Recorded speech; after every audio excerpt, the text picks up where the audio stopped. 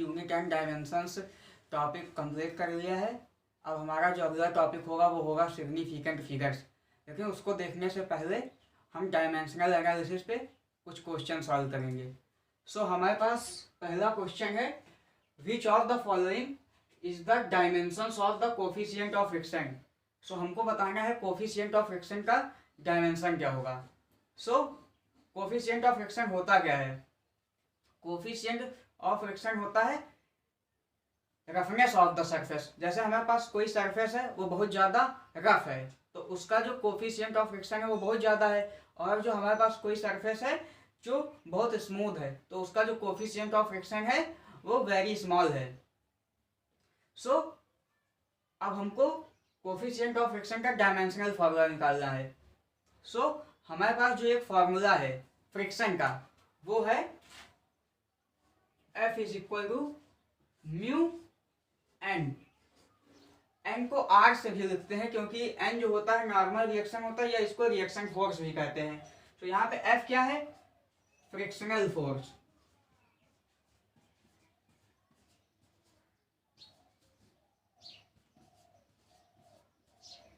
N क्या है? Normal reaction.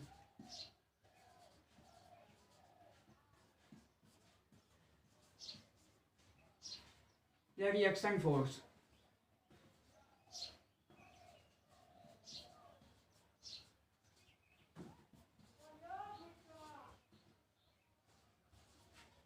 सो अब यहाँ पे जो हमारे पास है LHS में फोर्स है और RHS में mu into N, mu into force है।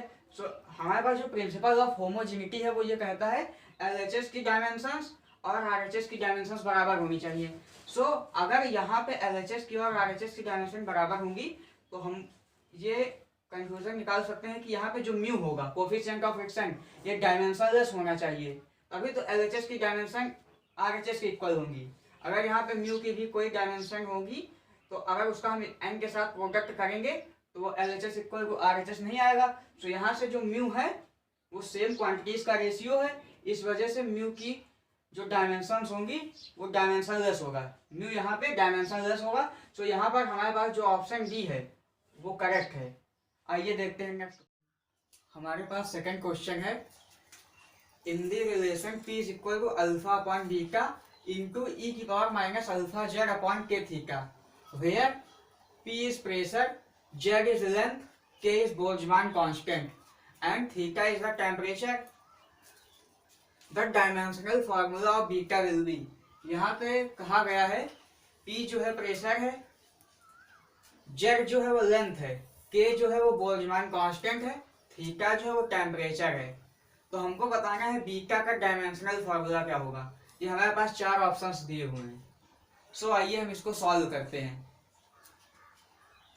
सो यहाँ पे जो e की power minus alpha Z upon K theta है ये डायमेंशनलेस होगा ना, क्योंकि जितने कांस्टेंट्स होते हैं ऐसे पाई हो गया, e की पावर x हो गया, सो डायमेंशनलेस होते हैं। सो यहाँ पे जो ये minus alpha Z upon K theta ये पावर है तो पावर जो होती है वो डायमेंशनलेस होती है। So alpha Z upon K theta वो डायमेंशनलेस होगा ना, M0 L0 T0। सो यहां से जो अल्फा की डायमेंशन होंगी वो क्या होंगी? Alpha is equal to K theta upon Z. अब ये जो हमारे पास pressure is equal to alpha Z upon ये वाला फैक्टर है, ये तो डायमेंशन लेस हो गया। सो हमको बीटा की अगर डायमेंशन निकालनी है तो हमको पी और अल्फा की डायमेंशन पता होनी चाहिए। तो अल्फा यहाँ से हमारे पास ये आ गया और यहाँ से जो पी की डायमेंशन आएंगी वो क्या आएंगी? P is equal to alpha upon beta. So beta is equal to means beta की जो डायमेंशन होगी वो होंगी अल्फा अपॉन पी। अब हम अल्फा की वैल्यू यहां से इसमें रखेंगे। सो beta is equal to means beta की जो डायमेंशन होंगी वो होंगी के theta Z upon Z P, ठीक। सो यहाँ से जो बीटा की डायमेंशन आएंगी, अब जो के थीटा होता है, जब हम इसको average kinetic energy of molecule वहां पे काइनेटिक थ्योरी ऑफ गैसेस में देखेंगे तो के थीटा मतलब बोल्ट्जमान कांस्टेंट इनटू टेम्परेचर जो होता है वो एनर्जी होता है। सो एनर्जी का डायमेंशनल फॉर्मूला हमारे पास है एम एल स्क्वायर टी की पावर -2, और यहाँ पे पी प्रेशर का क्या होता है, एम एल की पावर -1 टी की पावर -2 जेड लेंथ। सो एम एल की पावर -1 टी की पावर -2 और ये जेड लेंथ इनटू लेंथ, सो इससे ये कट जाएगा। सो और m से m कट जाएगा और t की पावर -2 से t की पावर -2 कट जाएगा। सो बीटा की जो डायमेंशन होंगी वो होंगी m0 l स्क्वायर t0। सो यहाँ पे जो हमारे पास ऑप्शन है वो हमारे पास तीसरा क्वेश्चन है, a force is given by F is equal to AT plus BT square. यहाँ पर एक वेरिएबल फोर्स दी हुई है जो टाइम के साथ चेंज हो रही है, where t is time, the dimensions of A and B are.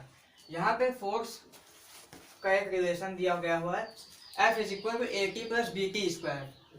सो हमको यहाँ बताना है, यहाँ t जो है वो टाइम है और बताना है A एंड B की डायमेंशंस क्या होंगी। हमारे पास 4 ऑप्शन दिए हुए हैं। सो आइए हम इसको देखते हैं सॉल्यूशन।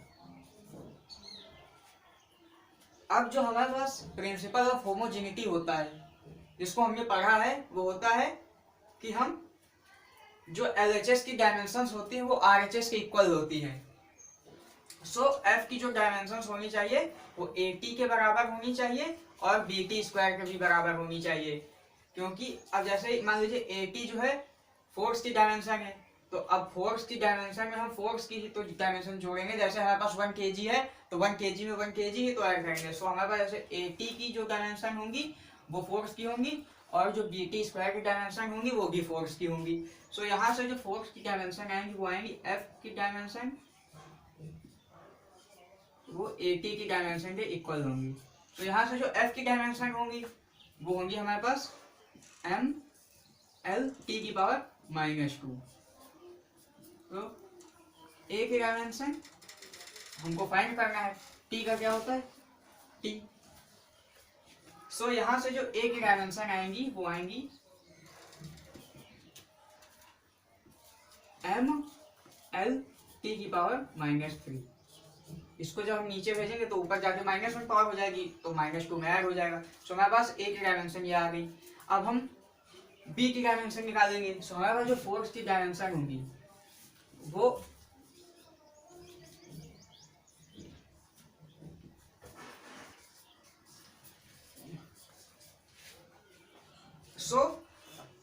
फोर्स की जो डायमेंशंस होती है M L T की पावर -2।